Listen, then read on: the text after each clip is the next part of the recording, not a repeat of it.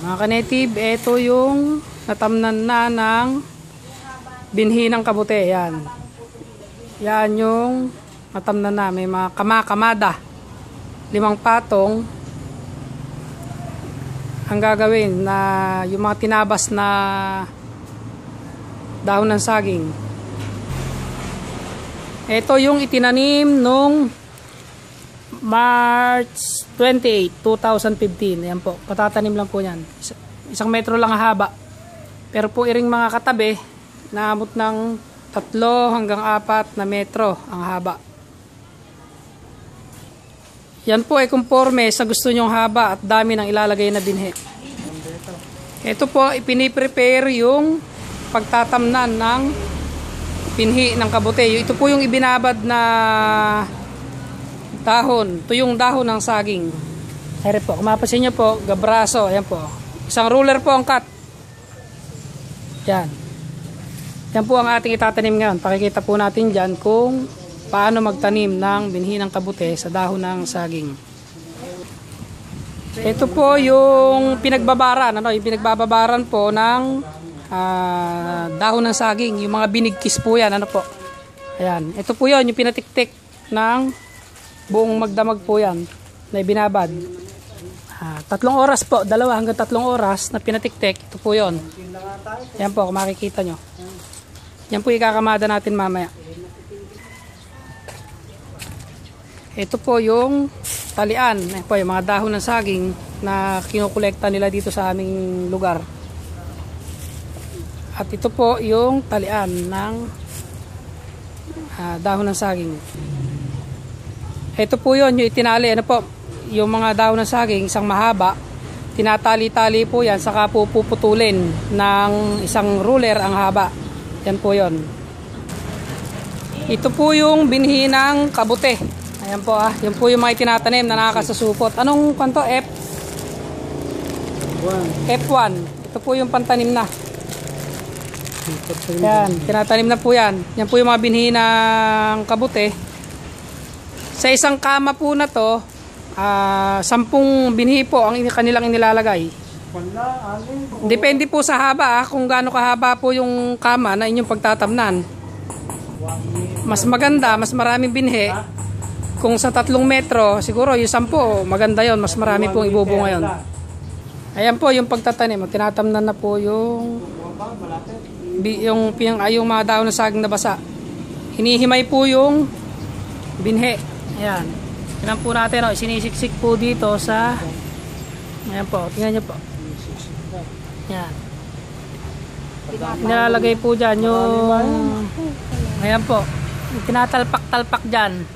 Saka tatabunan. Mamaya nung pinutol na mga saha. Ito po yon, yung pangtatabon, yung mga nakakamada po na pinutol-putol. Ayan po. Kapag napatungan po yung unang layer, papatungan nyo po uli ng, ayan po, tignan nyo. Pag napatungan na po ng binhi, lalagyan uli ng tinabas na dahon. Ayan po, yung nakatali. Papatungan nyo po.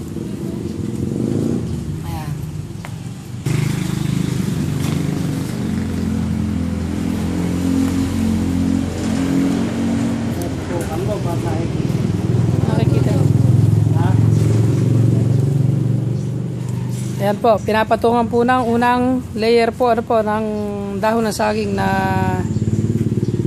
pinatiktik. Pagkatapos po, lalagyan uli yan sa ibabaw ng binhi. Yan po ay meron ng 1 layer. Ilalagyan po uli sa ibabaw ng binhi pa uli. Ayan po, makikita nyo. Yun nasa supot. Ayan po yun. Ayan po yung binhi. Paano yung unang layer? Medyo mahirap po mag-video at wala po tayong cameraman. Ito po yung binhi na inilalagay. Yung may sapot-sapot. Kung makikita nyo, yan po. May sapot po yan. Eri po yung pinakabinhi niya.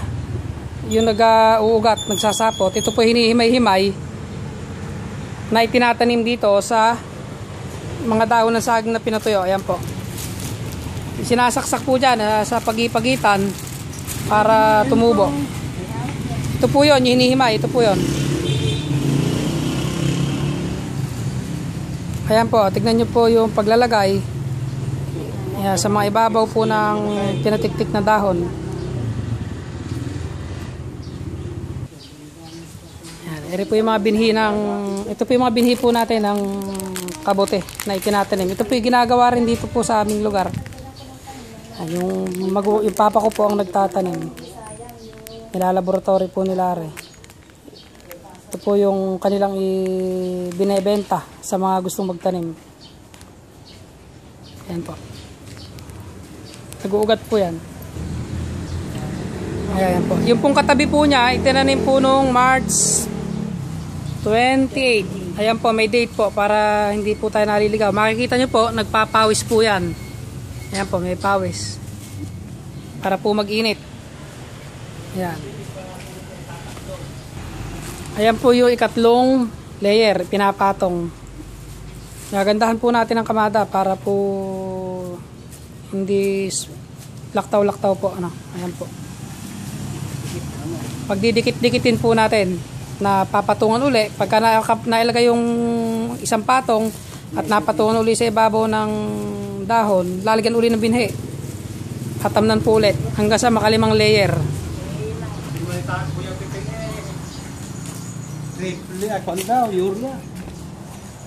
Triple. Kung gusto nyo po ng mas malaki bubunga, lagyan nyo po ng pataba.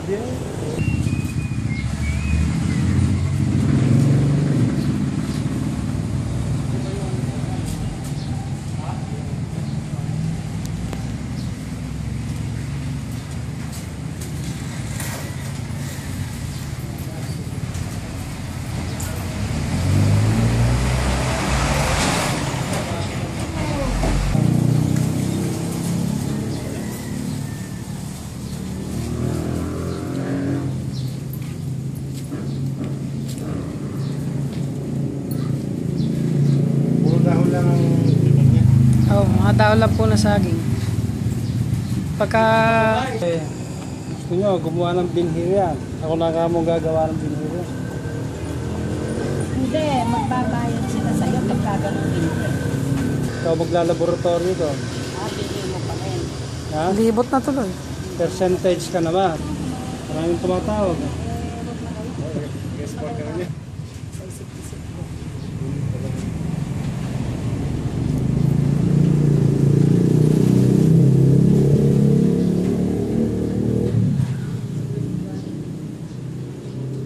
Hindi naman buto yun. Kinapitan lang ng ugat.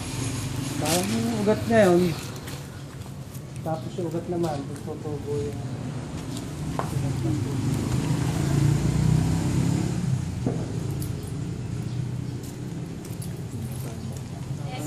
Alam nila, hindi totoo eh. Ano, totoo. Meron ka pa saging doon? Ha? Bibigyan niya eh, kakahapon ng hapon. Sa bahay ko, pupunta nga po ako na. Paasan yung mga crates nyo, mga ganyan lagay ng mga binhi. May malaman. Yan naman, papalaki pa. Ay, ito, palitan nyo na rin yun. Pero kaya lang yung pinagdahunan yan, Papa, hindi na ba obra? Marami pa. Hindi na ba obra saksakan yan? Hintayin yung palawang tubo. Isang linggo lang pahinga niya. Tapos meron na naman.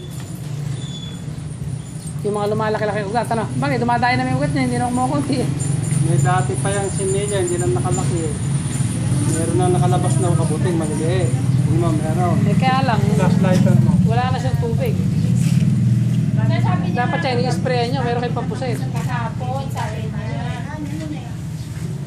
Ito pa nga, hindi sabihin ni Ate Amy kahapon. Bumami ang hapon ko na ibibigay sa akin.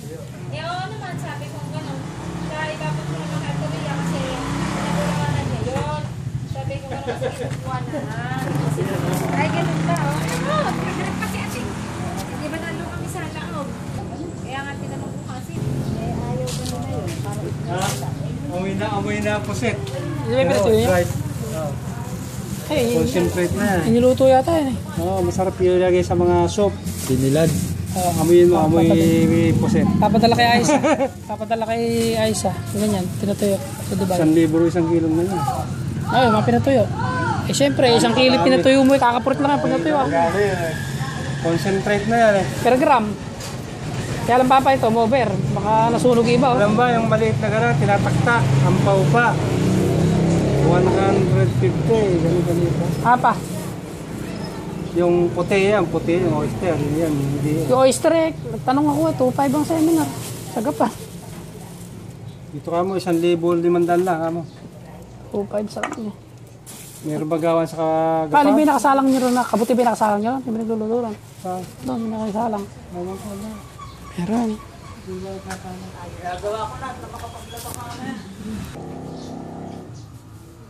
Arede, tatlo. Ay, tatlo na ba yung bago? Ayan po, nakakamada na.